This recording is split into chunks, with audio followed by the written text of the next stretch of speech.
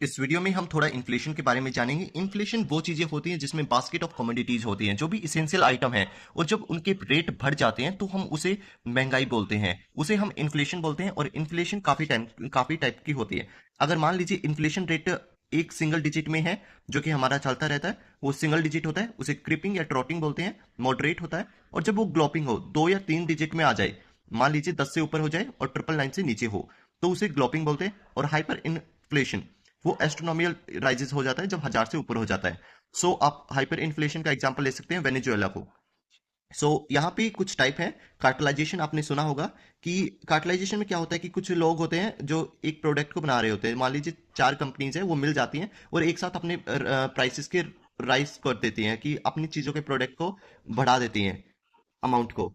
और जिसके कारण जब लोग उसे परचेज करते हैं तो उन्हें वो महंगा प्रोडक्ट मिलता है, तो इसे कार्टलाइजेशन कहते हैं। तो कार्टलाइजेशन को रोकने के लिए कंपटीशन कमीशन का गठन किया गया था, एक्ट है सीसीए। और जो होर्डिंग होता है, कि आपने होर्डिंग ज्यादातर सुना होगा कि ऑनियन के केस में देखने को मिलता है कि कुछ जो शॉपकीपर्स होते हैं वो होर्डिंग कर लेते हैं और वो सेल नहीं करते हैं बाहर मार्केट में इसेंशियल कमोडिटी की। तो ईसीए एक्ट है उसके लिए, होर्डिंग को रोकने के लिए। एक होता है स्ट्रक्चरल इन्फ्लेशन। ये उसके लिए होता है जब हमारे पास रिसोर्स की कमी हो, किसी रिसोर्स की कमी के कारण हम उसे स्टोर नहीं कर पा रहे हैं और जिसके कारण इन्फ्लेशन आ रहा हो।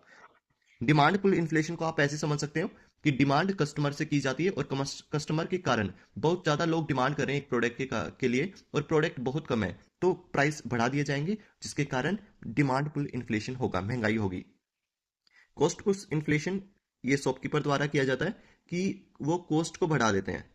और कॉस्ट पुश इन्फ्लेशन किसके कारण हो सकता है कि टैक्स बढ़ जाए उनके ऊपर, या फिर कुछ अदर चीजें हैं जिसके कारण वो बढ़ जाता है, जिसके कारण कॉस्ट पुश इन्फ्लेशन आता है। सो आप इसे याद रखिए कि कॉस्ट पुश जो होती है वो कॉस्ट रेज की जा सकती है केवल शॉपकीपर्स के द्वारा, मतलब जो कि प्रोडक्ट प्रोड्यूसर है उसके द्वारा, ना कि कंज्यूमर के द्वारा। ओके, यहाँ पे थोड़ा थोड़ा कुछ बताया हुआ है डिमांड पुल इन्फ्लेशन के लिए, कि एग्रीगेट डिमांड है वो बढ़ जाती है और जिसके कारण प्राइसेस बढ़ जाते हैं।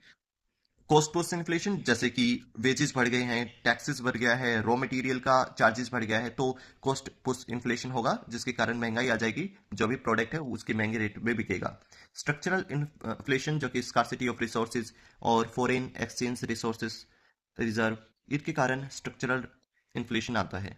इन्फ्लेशन में होता क्या है कि जो पावर होती है कैश की, वो कम हो जाती है। जैसे कि कोई प्रोडक्ट आप पहले 100 रुपए का परचेज कर रहे थे और वो अब आपको 110 रुपए में आपको पड़ रहा है, तो मतलब आपके 10 रुपए वेस्ट हो रहे हैं। तो वो पावर ऑफ कैश है उसको कम कर दिया है, तो इसको बोलते हैं degree of decline of power of cash. So inflation के टाइम पे, महंगाई के टाइम पे, जो रुपए की कीमत है वो गिर जाती है। स्टैगफ्लेशन वो कंडीशन होती है जब इन्फ्लेशन भी हो और अनएम्प्लॉयमेंट भी हो। इन्फ्लेशन महंगाई भी हो और जिसके साथ बेरोजगारी भी बढ़ रही हो। एक्चुअली होता ऐसा है कि जब महंगाई होती है ना, तो उसके साथ ग्रोथ होती है, कि एम्प्लॉयमेंट बढ़ता है। जब महंगाई बढ़ती है तो कुछ एम्प्लॉयमेंट आता है, लेकिन अगर एम्प्लॉयमेंट नहीं आए तो उसे स्टैगफ्लेशन बोलते हैं। ये कुछ कंडीशंस होती हैं। सो उसके अंदर इन्फ्लेशन, महंगाई तो बहुत बढ़ जाती है, लेकिन अनएम्प्लॉयमेंट भी साथ में बढ़ जाता है, तो उसे बोलते हैं स्टैगफ्लेशन। इसमें लो ग्रोथ है, हाई इन्फ्लेशन है। जो डिफ्लेशन होता है उसको आप समझिए, जब इन्फ्लेशन होता है कि महंगाई बढ़ रही है, लेकिन महंगाई अगर घटने लग जाए तो ग्रोथ नेगेटिव हो जाती है। मैंने आपको बताया था जब ग्रोथ होगी तो महंगाई भी होगी।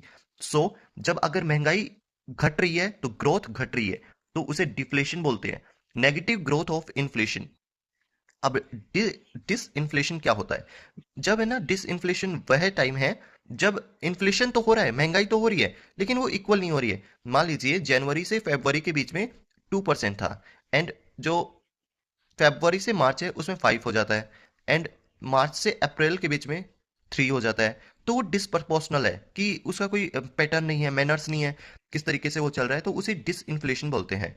What is core inflation? Core inflation वो चीजें हैं, कोर, आपने अर्थ के अंदर भी पढ़ा होगा कि इनर कोर होता है, आउटर कोर होता है। जो कोर है वो पोर्शन है जिसके कारण वोलेटिलिटी आती है। मतलब आपके 100 प्रोडक्ट थे, उनमें से सिर्फ 2 प्रोडक्ट महंगे हुए और जिसके कारण महंगाई आई। तो अगर मान लीजिए हम वो 2 प्रोडक्ट को हटा देते हैं और 98 प्रोडक्ट को लेकर काउंट करते हैं, तो जो इन्फ्लेशन होगा वो कोर इन्फ्लेशन होगा। हेडलाइन आप याद रखिए, ये टोटल है। जो हेडलाइन है वो टोटल इन्फ्लेशन है, इंक्लूडिंग वोलेटाइल कमोडिटी। जो भी कमोडिटीज हैं उसके साथ लगाने के बाद हेडलाइन इन्फ्लेशन बनता है। हेडलाइन इन्फ्लेशन वो इन्फ्लेशन है, जैसे कि 100 जो प्रोडक्ट थे उसमें दो वो भी आएंगे जो वोलेटाइल थे, कि जिनकी बहुत ज़्यादा रेट बढ़ गए थे, जो सबका काउंट करने के बाद जो इन्फ्लेशन आती है उसे हेडलाइन इन्फ्लेशन बोलते हैं। अब इन्फ्लेशन टैक्स क्या होता है? आपको अभी मैंने बताया था कि जब महंगाई होती है तो जैसे कोई 110 का प्रोडक्ट है, 100 रुपए का प्रोडक्ट है और 110 में मिल रहा है, मतलब उसने 10 रुपए की पावर को कम कर दिया। तो वो इन्फ्लेशन टैक्स है कि डिग्री डिक्लाइन ऑफ कैश की पावर को, कैश की पावर को कम कर दिया, खरीदने की शक्ति को कम कर दिया, उसे इन्फ्लेशन टैक्स बोलते हैं। बेस ईयर का मैं कंसेप्ट आपको बता चुका हूं कि जो हाईएस्ट ग्रोथ होती है हम उसे बेस ईयर में निकालते हैं। जो इन्फ्लेशन गैप है, जैसे कि जो मान लीजिए कि इन्फ्लेशन जब आता है, महंगाई जब होती है जब किसी प्रोडक्ट की डिमांड बहुत ज़्यादा हो और प्रोडक्ट बहुत कम हो।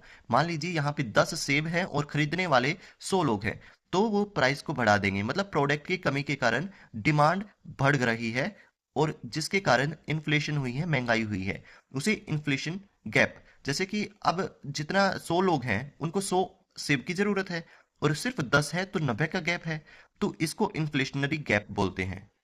डिफ्लेशनरी गैप वो गैप होता है जिसमें डिमांड कम होती है और प्रोडक्ट बहुत ज़्यादा होते हैं। 100 प्रोडक्ट है, सिर्फ खरीदने वाले हैं 10 लोग, तो उन्हें रिक्वायरमेंट है 90 की, कि 90 लोग और परचेज करें ताकि और प्रोडक्ट प्रोड्यूस किया जाए।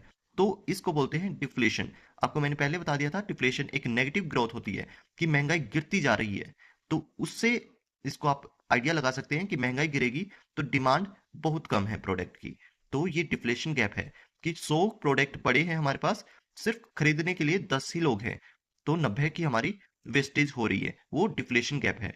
बाइफ्लेशन एक ऐसी टर्म है जिसमें इन्फ्लेशन और डिफ्लेशन, मतलब जो मैंने आपको मान लीजिए इसेंशियल कमोडिटी बताई कि 100 प्रोडक्ट से हम पता लगाते हैं कि महंगाई कितनी है, उसमें से 30-40 तो महंगी होती जा रही है और 50-60 गिरती जा रही है। तो जो रेट होगा उसे इन्फ्लेशनरी और डिफ्लेशनरी, कुछ में इन्फ्लेशन है कुछ में डिफ्लेशन है, उसे बाइफ्लेशन कंडीशन कहते हैं। एक होता है बिल्ट इन इन्फ्लेशन, जो कि किसी पुराने मूवमेंट के कारण अब उसमें बदलाव आया है। मान लीजिए किसी कोई लड़ाई हो जाती है जो ऑयल प्रोड्यूसिंग कंट्रीज हैं उनके बीच में, और जिसके कारण वो कुछ साल बाद रेट बढ़ा देते हैं, तो जिस ये पास्ट के साथ जुड़ा हुआ था और प्रेजेंट में उसका इफेक्ट हमें देखने को मिला, तो उसे बोलते हैं built in inflation. Phillips curve बहुत इंपॉर्टेंट होता है, आप देख लीजिए इसमें ग्राफ में जो एक्स साइड है उस पे अनएम्प्लॉयमेंट लिखा हुआ है और जो वाई साइड है उस पे इन्फ्लेशन लिखा हुआ है। जब इन्फ्लेशन बहुत ज्यादा हो तो अनएम्प्लॉयमेंट कम होगा, तो ये जो बार है ये गिरता हुआ नजर आ रहा है आपको। इन्फ्लेशन जब महंगाई के साथ आप ये इनवर्सली प्रोपोर्शनल होता है कि जब महंगाई होगी तो अनएम्प्लॉयमेंट कम होगा और जब महंगाई नहीं होगी तो अनएम्प्लॉयमेंट ज़्यादा होगा। तो फिलिप्स कर्व आपको बताता है कि महंगाई बहुत ज़्यादा हो रही है और उसके साथ अनएम्प्लॉयमेंट कम हो रहा है।